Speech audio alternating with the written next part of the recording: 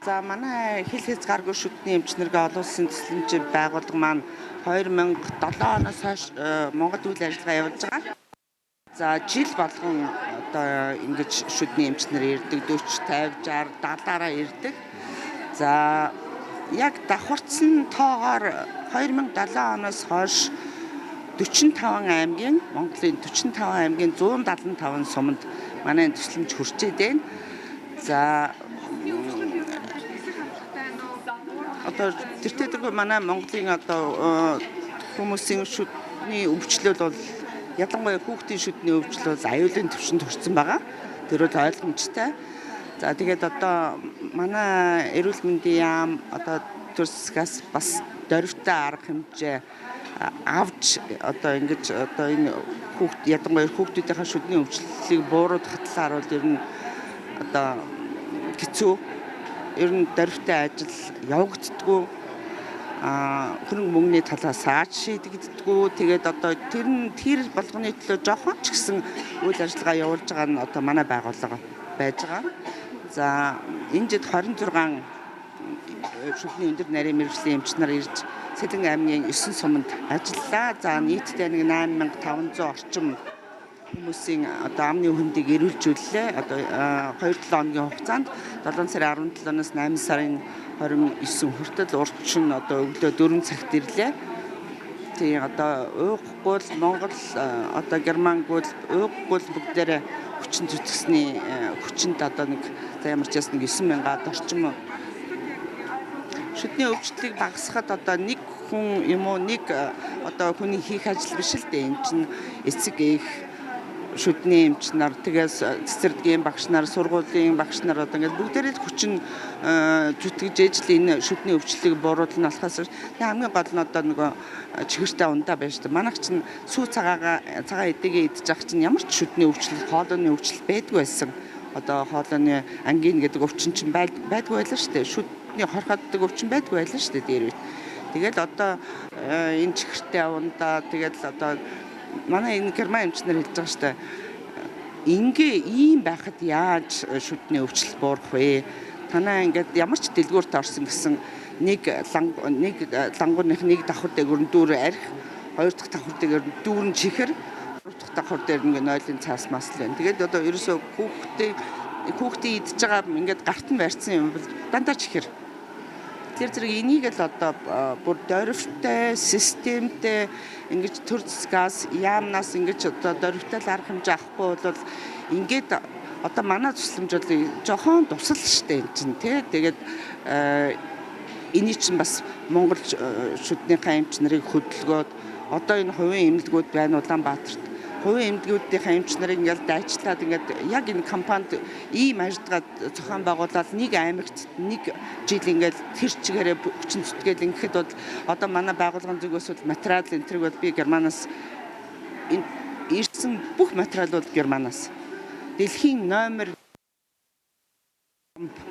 материал авчирч имчилж байгаа шүү дээ. Тийм. Орнот иргэд одоо өдөр орноттойгоо иргэд хооронд шүдний өвчлөл нь ялгаа байна. Ер нь бол бараг дээр шүү. Хөдөө нь арай дээр. Улаанбаатарт бол бас хэцүү. Тэгээ яг үдэ бид нар яагаад Улаанбаатарт энэ үйл ажиллагаа явуулдаггүй юм бэ гэж бас асуугаад байдаг. Гэтэл Улаанбаатар чи яг тав алхаал нэг шүдний эмч болсон ч өдөөний хүмүүс ч ерөөсөө тэр шүдний хадсламжийг авч чадахгүй. Өнөөс аймаг хүртэл явна, аймагаас Улаанбаатар хүртэл явна. Тэгээд бөө мөнгө. Тэгээд одоо зүгээр амын ангаалгаал шүдийн ингээд хараад ингээд яхан хооронд 15,000 төгрөг. Эмнэлгүүд чинь үнэтэй шүү дээ. Тэгээд энэ бол ерөөсөө ямар ч үн төлбөргүй. Тэгээд дэлхийн номер 1 одоо ломны материалаар ингэж авч байгаа. Энэ бол тийм баг төсөлмж бол биш ээ. Тэрийг үзүүгтүүд одоо ломп хийгээд байдаг тийм ээ. Тэгэхдээ одоо нэг Германы мэргэжлүүд ямар шийдэл өгч харж байна нэр хамгийн ихэнд авах ер нь зөвлөгөө юу вэ? Манай герман эмч нар одоо энэ төсөлмж бол маш их одоо хэрэгтэй. Одоо 60-70 жил шүдний эмч дээр очиж үзээгүй хүмүүс гэхэд л ирж байгаа аахгүй юу. Тэгээд тэгэхээр манай эмч нар болохоор зэрэг энэ одоо яг хөтэ энэ жоохон тусламж юм даа л гэж хэлж байна. Бүр ингээд системтэй одоо манай байгууллагад одоо ингээд бүр гэрээ хийгээд жил болгон ингээд бүр олноор нь авчираад бүр нэг аймагт одоо 3 жил ч авдаг юм уу тийм системтэй тэгж яахан бол ер нь эмч нар бол маш их ирэх дуртай байгаа. Одоо энд ирсэн эмч нар маань очиод тэгэл Монгол ийм байсан, ийм сайхан байсан гэдээ ингээ ярьдаг. Тэгэл дараа жил Монгол явна. Монгол гэрт амьдрна. Монгол гэрт 2-7 хоног байна гэсэн тийм л бас ирж байгаа. Тэгээд ирээд одоо 14 хоног бол өстой ууггүй эмчилгээ хийсэн. Тэгээд одоо тэрний төлөө одоо баярлалаа, арт түмнийхээ өмнөөс баярлалаа л гэж хэлэхээс өөр.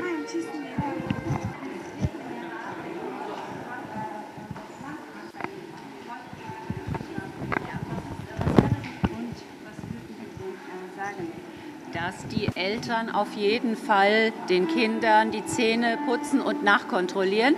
Denn viele Eltern geben ihren Kindern die Zahnbürste und lassen sie putzen. Aber sie kontrollieren nicht, ob sie richtig geputzt haben. Ein Kind kann das nur lernen, wenn man es ihm beibringt und kontrolliert, wie das Schreiben einer Schrift. Гол шалтгаан эцэг эхчүүд ялангуяа ерөөсөө хүүхдүүдийнхээ шүдээ яаж байгаах тал дээр ерөөсөө зөвлөгөө өгөхгүй байна. Хүүхдүүдэд ерөөсөө сой зөвгөл орчдөг. Тэгээд шүдээ сайн угаасан байна уугүй юу гэдгийг ерөөсөө шалгадаг. Энэ болохоор маш том шалтгаан байна гэж бид нэр үзэж байна. Ягаад тэгэхээр хүүхэд бичиж сурахын тулд эхлээд зааж өгөө дараа нь бүр ингээд сургасны дараа тэр хүүхэд өөрөө бичнэ. Яг энэтэй адилхан шүдээг бас угаалгах сурах хэрэгтэй.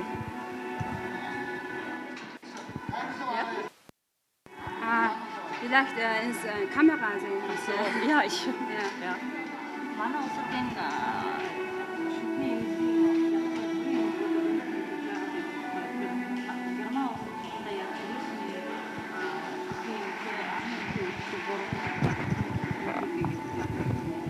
in unserem Land gibt es also viele private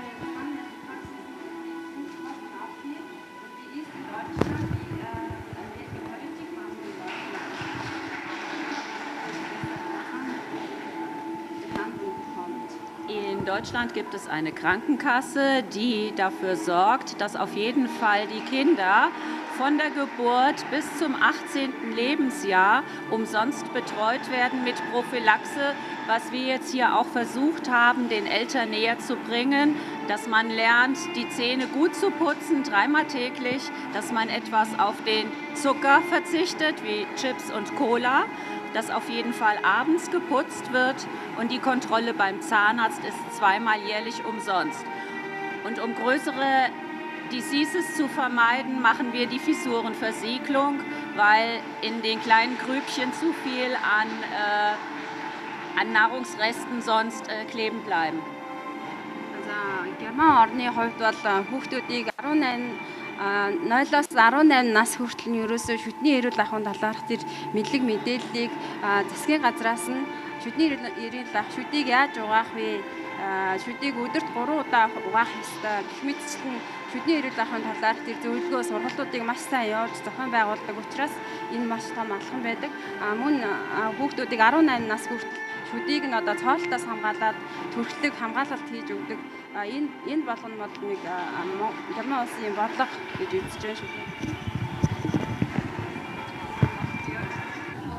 За тэгэхээр манай Сэлэнг аймгийн одоо 8 суманд ажилласан байгаа. Скватер сум, хөтөл, мандал, төвхөл, алтан булаг, шаамар, дулаан хаан гэдэг ингээд жавхлан гэсэн ийм сумдууд. Тэн дондоо бол манай дээр бол одоо 7 хоног ажилласан. За энэ 7 хоногийн хугацаанд бол бид нар бас өөрсдөө одоо маш цөөхөн хүн амтай, эмнэлэг маань жижигхэн будхан ч гэсэн дэмжсэн нэмчнэрийн маань ая тухтай ажиллуулах талаар иргэдээ бүрэн хамруулах тал дээр бол нэлээд зохион байгуулалтын ажлуудыг хийсэн байгаа.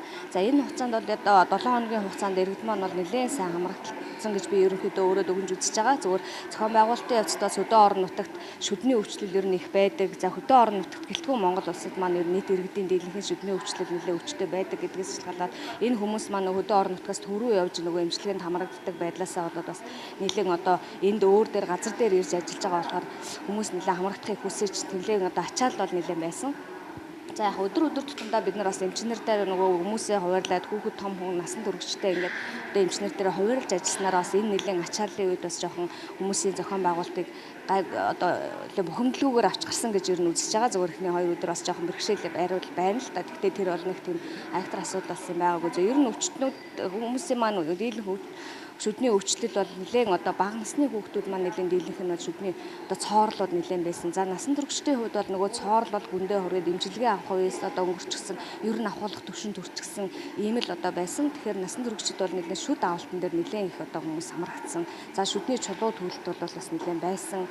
За тэг хүүхдүүдийг бол голцоо нөгөө 3-аас дээш насны хүүхдүүд манд бол ломбуудыг нэлээд сайн тавиулж чадсан гэж үзэж байгаа. Заримдаа хүүхдүүд төр бол төрхлгүүдийг бас хамгаалах төрхлгүүд тавилсан байгаа. За тэгээд эндээс бол яг дүгнээд хараад хэлэхэд бол хүмүүс маань ямар ч байсан одоо хангалттай хэмжээнд энд одоо энэ тодгийн хугацаанд бол хамрагдаж чадсан гэж үзэж байгаа. Ер нь бол 100%-аар нь бид нэр хамруулж чадаагүй ч гэсэн ер нь нийт одоо хүмүүсийнхаа бол нэг 70 орчим хувийг бол энэ үзлэгт бол одоо хамруулж чадсан гэсэн одоо бодолтой байгаа. За би Гомбын алтан цэцэг дулаан тосхны эрүүл мэндийн төвийн дарга. ганц юм. Түрүүн үеэсээ хэлсэн нь нийслэлтэй хүмүүсээс их юм сумын үдээс их юм нийслэлтэй сон бүхний үстэй их байна гэдэг. Тэр нь аха. Ямар ч шийд санал болгож ямар зүйл Ер нь бол яг германчуудын өөрсдийн зөвлөгөө өгж байгаа бол харьцангуй нөгөө хөдөө орон нутагт амьдарч байгаа хүмүүс бас өөрсдийн одоо нөгөө хэрэгжилж байгаа хоол хүнсний бүтээгдэхүүнээс шалтгаалж гинүү гэдгээсээ болоод бол бас харьцангуй өвчлөл гайгүй төвийн хүмүүсийг бол гайгүй гэж ярьж байсан. Гэхдээ энд яг хөдөө орон нутагт харагдж байгаа нэг онцлог юу байсан гэхээр дийлэнх үзүүлж байгаа улсууд маань одоо шүдний эмчилгээ авахаас зөвлөгөө аваад бөгөөд гаргаж ирсэн хүмүүс ч байсан. Тэр хүмүүстээр бол гол нь одоо амны хөндийн эрүүл ах уу. Яагаад гэвэл манай иргэд хүүхэд ахугаас нөгөө хүмүүс хүүхдийнхээ шүдийг угаалгах сургаагаагүй буруу угаадаг ч гэсэн буруу угаадаг. Ер нь бол шүдний амны хөндийн эрүүл ахуй дээр бол өөрсдөө шалтгааллах юмнууд бол байна. Тэгэхээр энэ хүмүүстэй бол бид нарыг бас хүүхэд ахуйд нь ялангуяа бага наснаас нь цэцэрлэгийн наснаас нь шүдээ зөв угаах, шүдний эрүүл мэндийг одоо зөв одоо авч явахт нь бол энэ угаалгах аргыг бол их сайн одоо хөвшүүлэх хэрэгтэй байна гэсэн юм бол хэлж ирсэн л да.